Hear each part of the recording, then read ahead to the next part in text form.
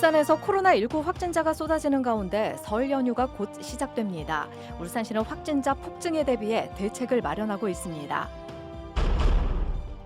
전국에서 유일하게 울산이 보유하고 있는 대용량포 방사 시스템의 성능이 최근 발생한 효성 TNC 화재 진압에서 검증됐습니다. 우리나라 최초의 공업단지인 울산공업센터가 60주년을 맞았습니다. 이제는 미래 100년을 대비해야 한다는 목소리가 높아지고 있습니다.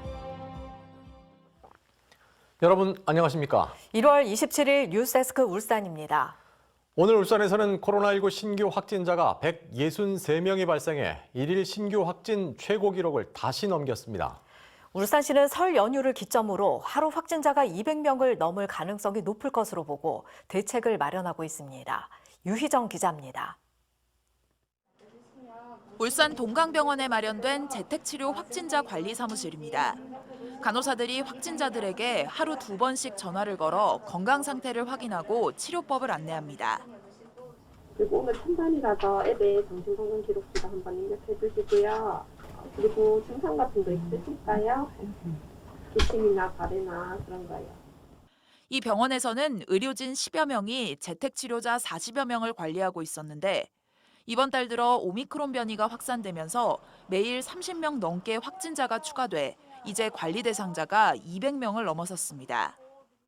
저희도 환자분한테 그래도 객관적으로 확인할 수 있는 산소 포화도 수치라든지 체온이라든지 이거를 확인을 해야 하는데 키트가 이제 제때 전달이 안 되고. 이처럼 재택치료 관리 역량이 이미 포화에 달한 상황에서 가족 모임과 타지 이동이 많아지는 설 연휴가 다가옵니다. 울산시는 설 연휴가 끝난 뒤 하루 확진자가 200명을 넘는 상황이 닥칠 것으로 예상하고 대비에 들어갔습니다. 현재 울산에서는 이곳 동강병원과 울산대학교 병원 두 곳에서 재택치료 확진자를 전담 관리하고 있는데 앞으로는 이 같은 전담 병원을 9곳까지 늘려서 하루에 최대 1,200명의 확진자를 관리할 수 있는 인력을 준비할 예정입니다. 설 연휴 동안 운영되는 임시 선별검사소도 늘어납니다. 중구 종합운동장과 남구 문수축구 경기장 등 기존 두 곳 외에 울주군 남부통합보건지소가 추가됩니다. 또 중소기업과 건설 현장 등 100명 이상의 집합시설은 업종에 상관없이 전부 선제검사 대상에 포함됩니다. 확진자가 급증하면서 기존 역학조사 체계로는 한계가 있을 것으로 예상됨에 따라 전파 우려와 위험도가 높은 집단을 위주로 울산시는 설 연휴 기간 3차 백신을 접종한 후에 고향을 소규모로만 방문하고 귀가 후에는 선제적 검사를 받아달라고 당부했습니다. MBC 뉴스 유희정입니다. 대형 유류 저장 창고 같은 곳에서 불이 날 경우 화재 진압을 하기가 쉽지 않습니다. 석유화학단지가 있는 울산에는 소방차 26대와 맞먹는 대용량 방사포가 도입됐는데 지난 23일 발생한 대형 화재 현장에서 이 대용량 방사포의 성능이 처음으로 입증됐습니다. 최지호 기자가 취재했습니다. 뼈대만 남긴 채 내려앉은 건물에서 검은 연기가 뿜어져 나옵니다.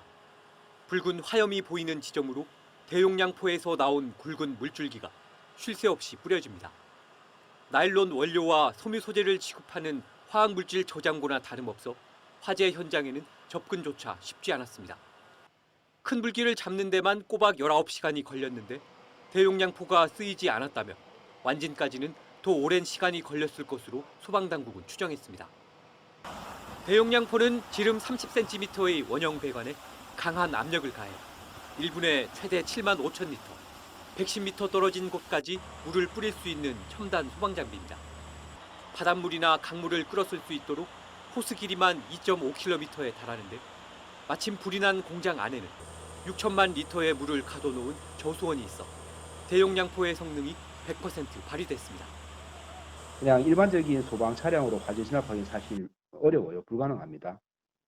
7만 5천 LPM의 물을 이제 분당 방사를 하려면 물이 상당히 많아야 되잖아요. 마침 거기에 저수지가 하나 있었어요.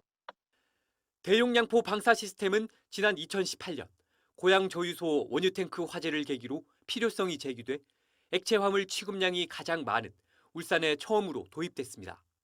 소방당국은 대당 170억 원에 달하는 예산과 운용 인력 부담 등을 고려해 대형 화재 위험이 높은 지역에 대용량 포를 구축하는 방안을 검토 중입니다. MBC 뉴스 최지호입니다.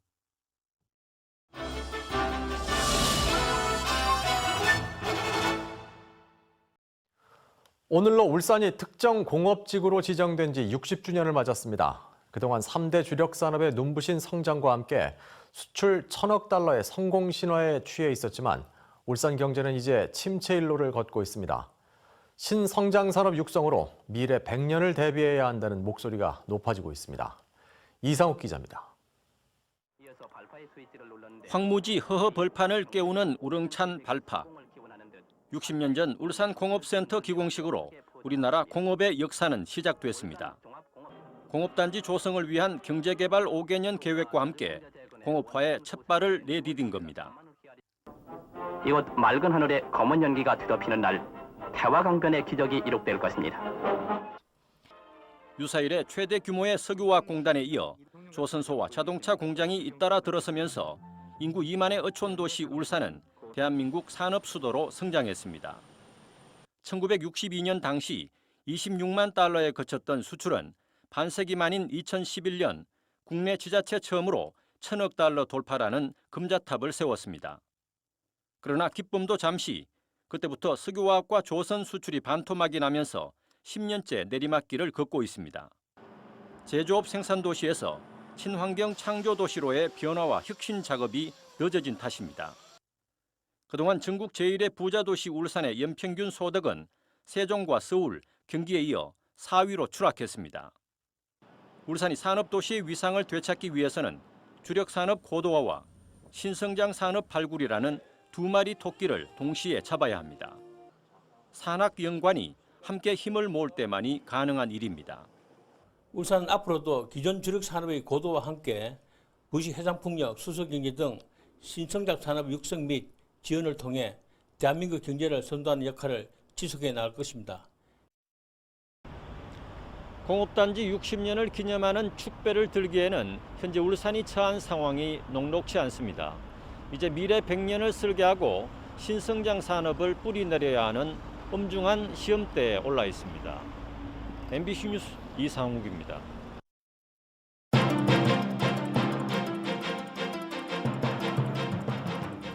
오늘의 울산입니다.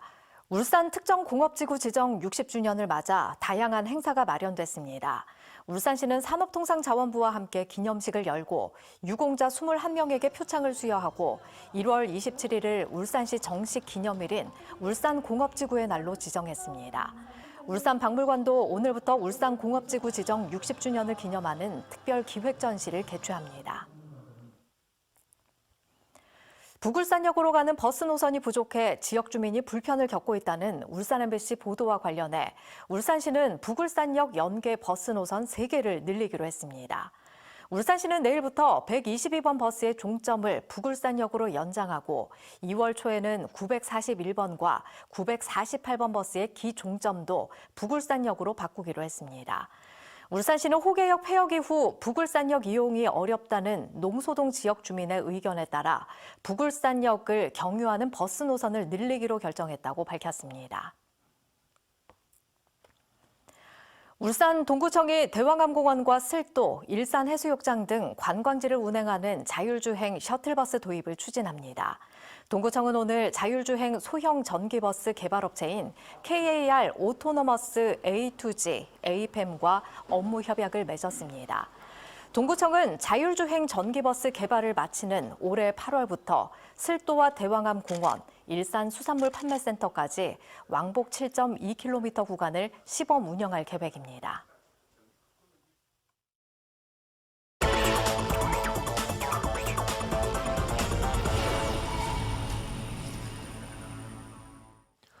중대재해처벌법 시행 첫날인 오늘 민주노총 울산본부는 고용노동부 울산지청 앞에서 기자회견을 열고 모든 사업장에 중대재해처벌법을 적용하라고 촉구했습니다.